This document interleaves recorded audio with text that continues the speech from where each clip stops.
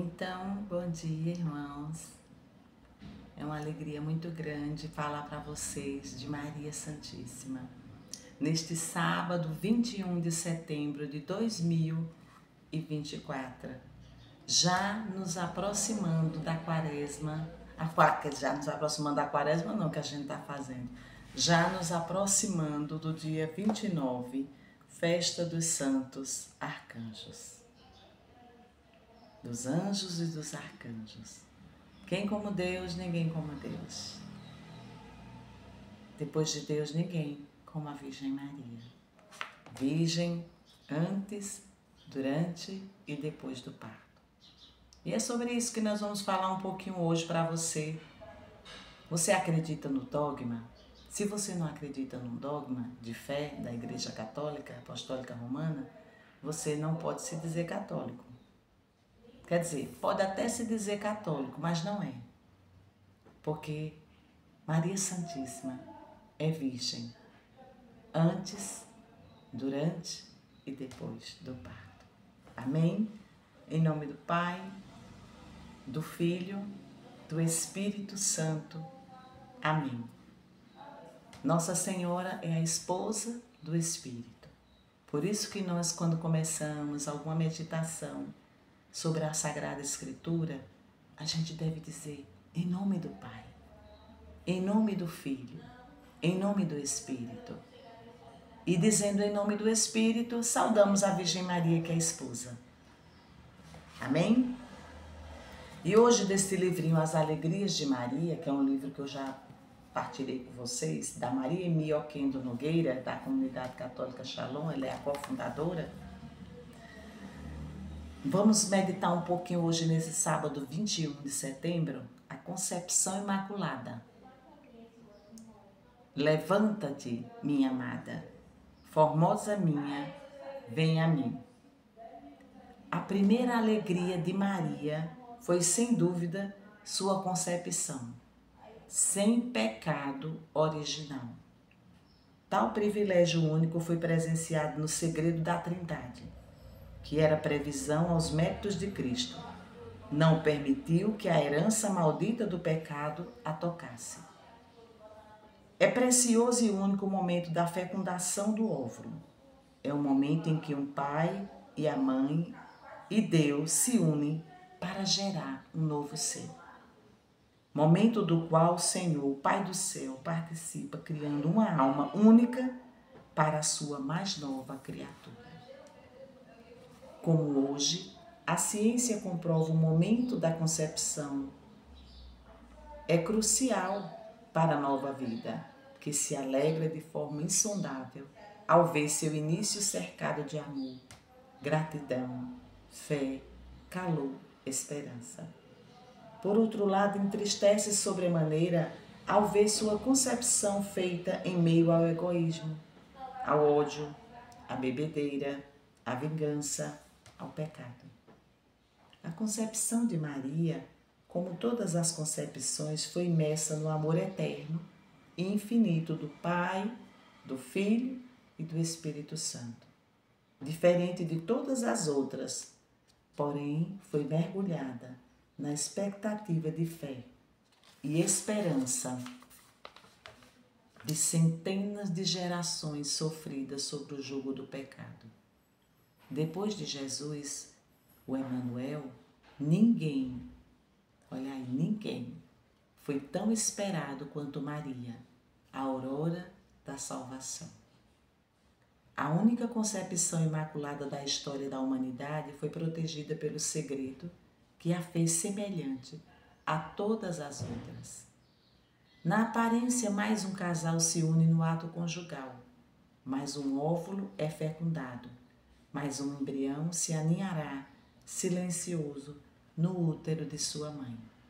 Mais uma alma criada por Deus, unicamente para essa criança, no momento mesmo da união entre espermatozoide e óvulo. Diferente de todas, porém, esta bendita, feliz, bem-aventurada santa criança, ao ser concebida, recebe das mãos de Deus a graça que a faz totalmente limpa, totalmente intocada pela herança do pecado, das origens. É plena de graça. É a mesma graça, essa criança singular. Como traduzir a alegria intensa, invisível, o júbilo do céu e da terra, por esse momento único?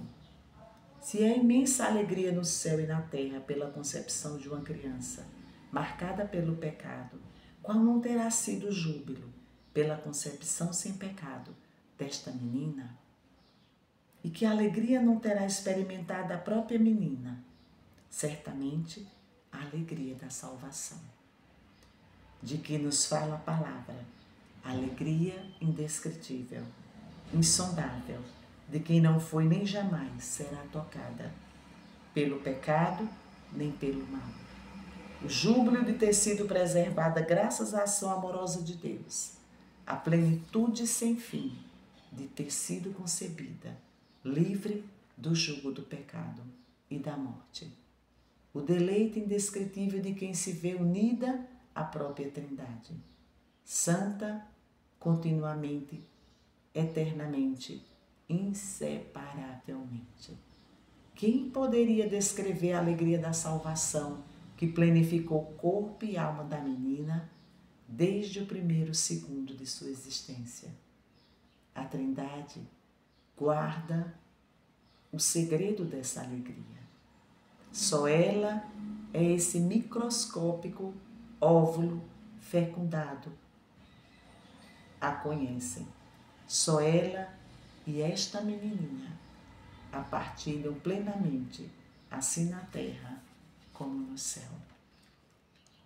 Se nós formos ler esse livro, As Alegrias de Maria e muitos outros que falam dos dogmas, com a nossa cabeça, aí nós vamos até ficar louco. Mas se nós lermos, meditarmos na Lexio Divina, com a fé, um dogma, é motivo de louvor. Né?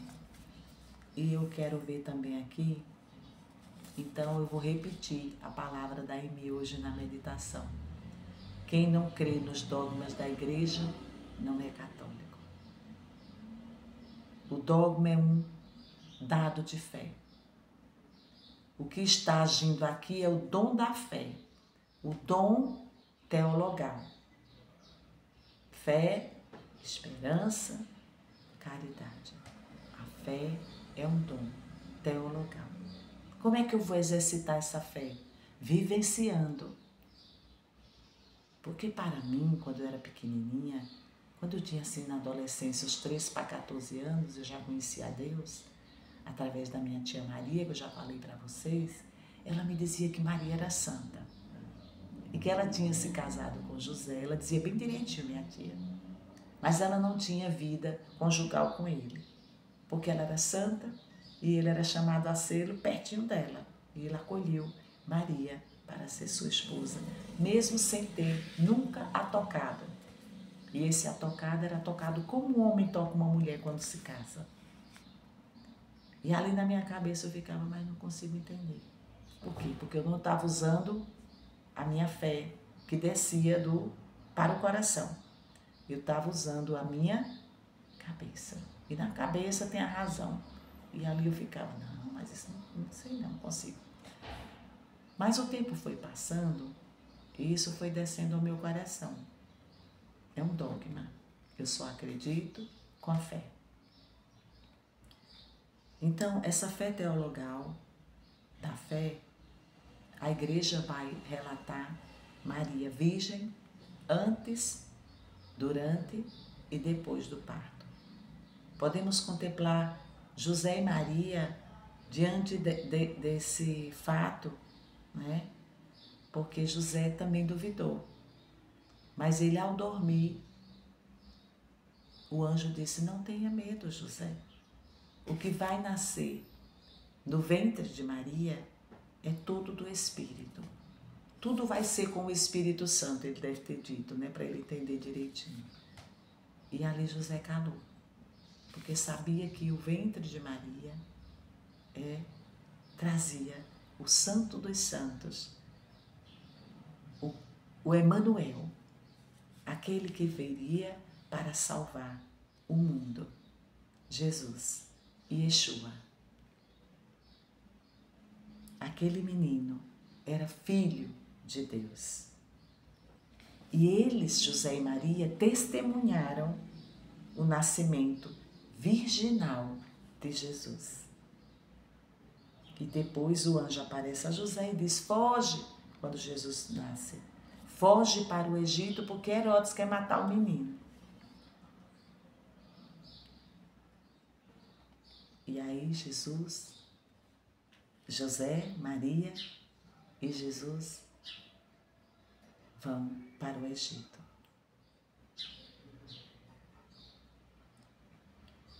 É uma vida de milagres, mas também uma vida normal que eles viviam na casa de Nazaré, feita de muitas graças, assim como a nossa deve ser, a minha e a sua. Nossa casa deve também testemunhar esse amor. Os hábitos, os valores, iguais às outras famílias que existem, eles se abriam à graça de Deus. José e Maria contemplavam a graça perfeita que é Jesus. A graça ali, no meio deles, naquela casa. Jesus, menino. Quem educa as crianças? Os pais. Quem educou Jesus? Maria e José.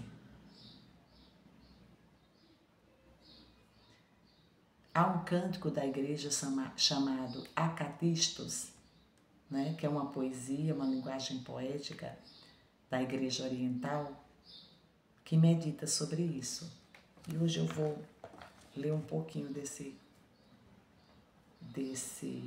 poema, Acatistos, né?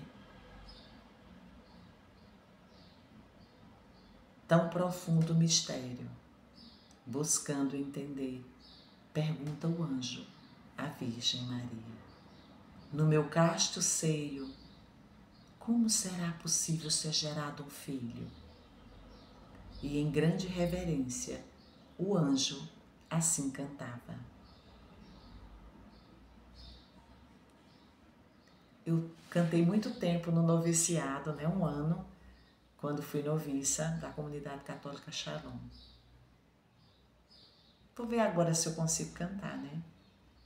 Ave, sinal do supremo conselho, ave, ó prova de oculto mistério, ave, primeiro prodígio de Cristo, ave, compêndio das suas verdades, ave, ó escada celeste descida por Deus, ave, ó ponte que levas o homem ao céu, ave, portanto, cantado pelo coro dos anjos, ave da ordem infernal, implacável flagelo, ave ao mundo a luz deste inefável, ave o modo a ninguém revelaste, ave a ciência dos sábios transcendes, ave no peito dos crentes resplendes. E o que mais marcou aqui, nesse poema? Ave, ó escada celeste descida por Deus. Ave, ó ponte que leva os homens ao céu. Todas as vezes que nós rezamos o texto, as Ave Marias querem dizer: como te amo, mamãe. Como te amo, me leva para o céu. E ela que já está lá, que é toda de Deus, beleza de Deus, a surpresa de Deus, formosura de Deus, ela vai nos aguardando lá, até um dia, né, mamãe? E, aproveitando, hoje, toda a igreja lembra São Mateus. Que eu vou colocar aqui na liturgia, que eu estou sem minha liturgia aqui pertinho, a liturgia diária. Hoje a igreja lembra São Mateus. Lembra que a gente falou um pouquinho sobre São Mateus? Eu sempre falo sobre ele, porque ele foi um apóstolo que seguiu Jesus. Mas antes de seguir Jesus, ele tinha uma vida difícil, a gente pode muito dizer difícil. O evangelho de hoje é o evangelho de São Mateus 9, capítulo 9, versículo de 9 a 10. Naquele tempo, Jesus viu um homem chamado Mateus, sentado na coletoria. Eita, esse nome é difícil, né, gente? Coletoria de impostos. E disse-lhe: segue-me. Ele se levantou e seguiu Jesus. Enquanto Jesus estava à mesa, em casa de Mateus, vieram muitos cobradores de impostos e pecadores e sentavam-se à mesa com Jesus e seus discípulos. Palavra da salvação, glória a vós, Senhor. São Mateus apóstolo. A gente, quando olha Jesus, fazendo alexo, né, gente? Vê Jesus chamando Mateus ali, naquele lugar tão perverso. Naquele lugar que, eu lendo um pouquinho, era o lugar mais detestável, que era uma coletoria, né? Era mais detestável do que... Não havia nada mais detestável naquele tempo do que um coletor, né? Porque era uma profissão desprezível. Já diz os historiadores. Porque um judeu que se dizia coletor, que estava ali na coletoria, era desprezado em primeiro lugar pelos seus pais. Né? A primeira pessoa que o desprezava era a família. Imagina a solidão que Mateus enfrentava. Tinha uma vida cheia de dinheiro, dinheiro não faltava, mas também ele pegava também a mais para ele, né?